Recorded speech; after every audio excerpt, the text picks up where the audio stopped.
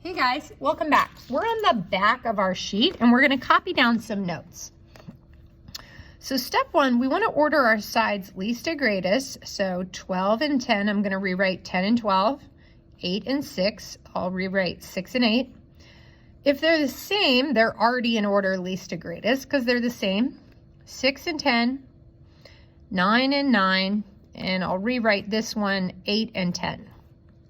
Okay, so we found out using our activity that the third side could be a lot of possibilities. There's more than one possible answer for our third side, but there's also some side lengths that aren't possible. So this helps us find that. If we take these two sides and we add them, the small and the medium, and we add them together, then the third side won't be able to make a triangle. And if we subtract them, then we figured out that the third side would also then not be able to make a triangle. So these are the two conditions where I don't have a triangle. So the third side has to stay between these two numbers to make a triangle. So let's give it a shot. When I add the medium or subtract the medium and the small, I get 2. And again, I'm trying to find this third side. When I add the medium and the small, I get 22. Okay, so 2 of the sides have been measured. Find the range of possibilities. So my third side can be any number as long as it stays between 2 and 22. Cool. Now let's do another one. If I subtract the medium and small, I get 2 again. If I add the medium and small,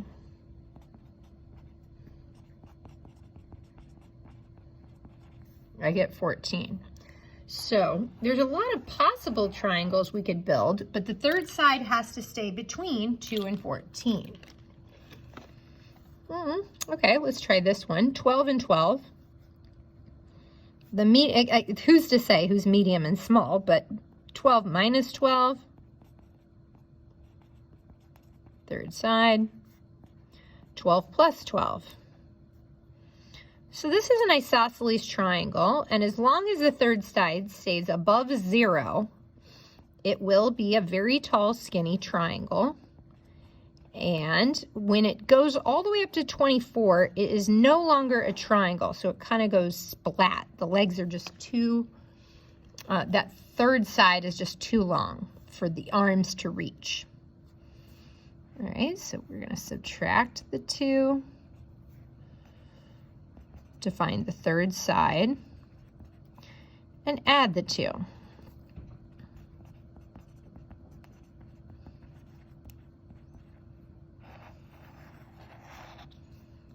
Subtract the 2 and add the 2.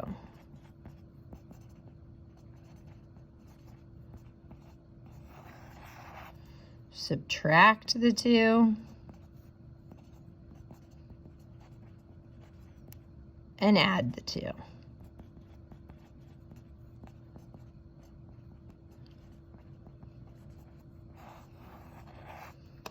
Cool, right?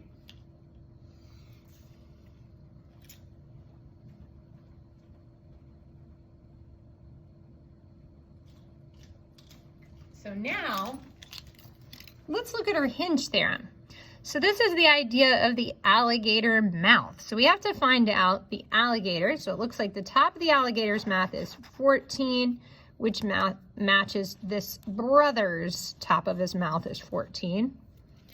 And then the bottom of his mouth must be this distance because both alligators, bottom of mouth, top of mouth, bottom of mouth, top of mouth. Both alligators share those two sides. So because they share these two sides, we can compare the openness of this angle at this hinge. Okay, so what that means is we're asking ourselves, which brother's mouth is open more? They both have the same length of top mouth and bottom mouth, right? So it looks like the one on the left is open a little less. So that tells us that this length must be a little bit shorter. This length has to be shorter than that length. Why? Because it's less open. 27 degrees is less open than 28 degrees, which means this length must be something a little bit smaller. Now let's do some algebra.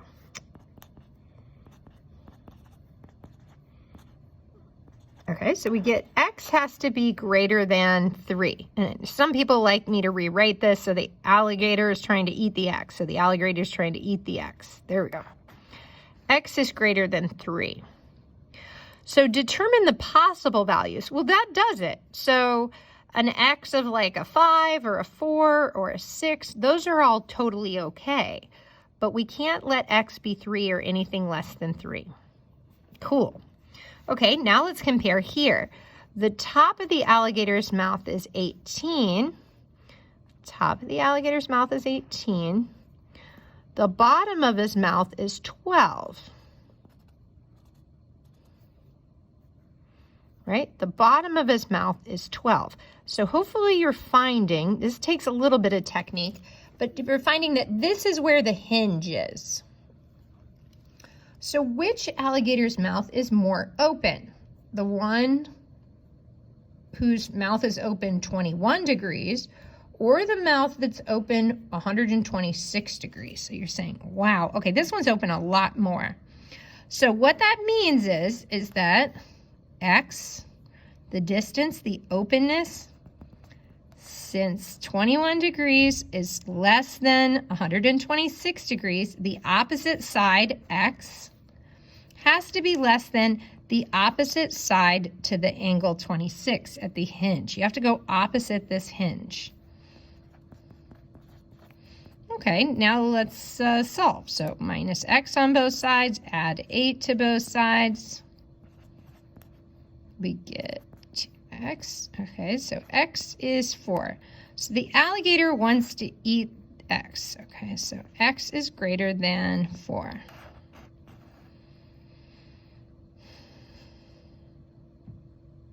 Okay, cool. So some possible values of x would be, you know, any number greater than 4. 5, 6, 7, any number greater than 4.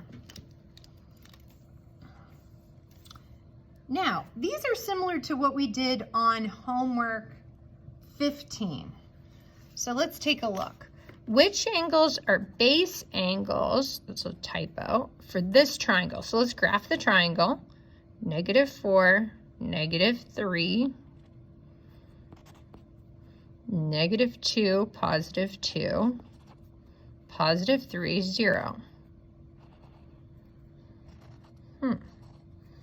So we can kind of tell just by looking, but we could also confirm this mathematically. It looks like this length and this length look equal, don't they?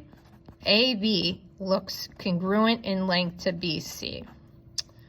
But let's confirm that this is in fact the case.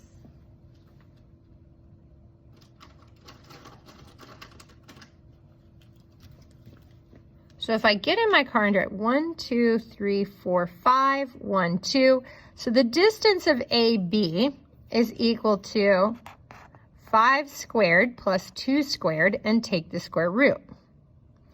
This distance between B and C, same thing, get in the car, drive 2, 1, 2, 3, 4, 5. Yep, so I've made a right triangle, and this length, BC, would be equal to the square root of 5 squared plus 2 squared. So we know that those are equal numbers. So this is definitely isosceles.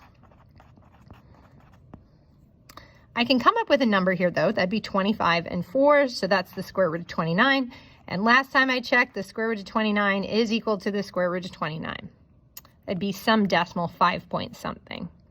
So what it's asking is, which angles are the base angles? So we know this is where it would be.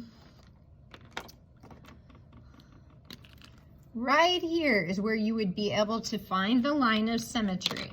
What that means is that this angle here, angle A, we know should equal angle C. So we're kind of looking opposite here. See how these two angles should be congruent?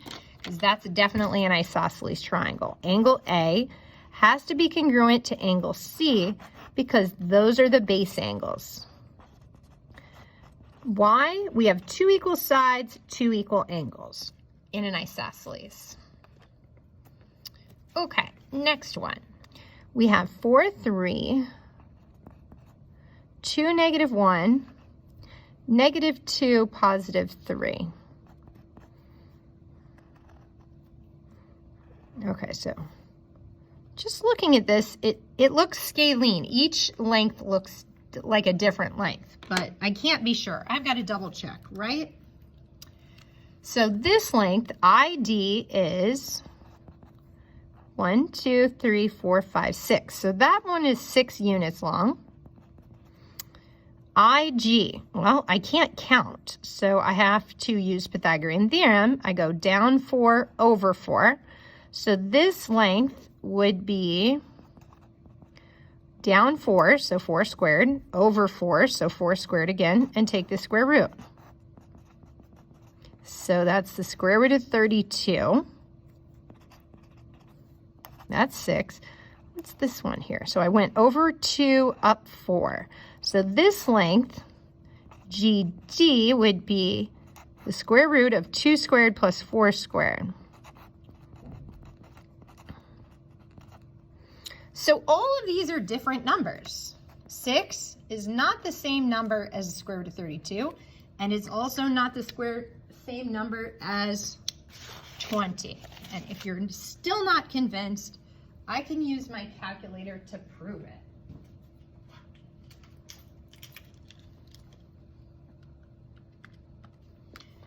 Square root of 32 is 5.7. Square root of 20 is 4.5. So this one is a scaling, which means all sides different, which means logically all their openness must be different. So all angles must be different too. Thanks for joining us. Have a great evening.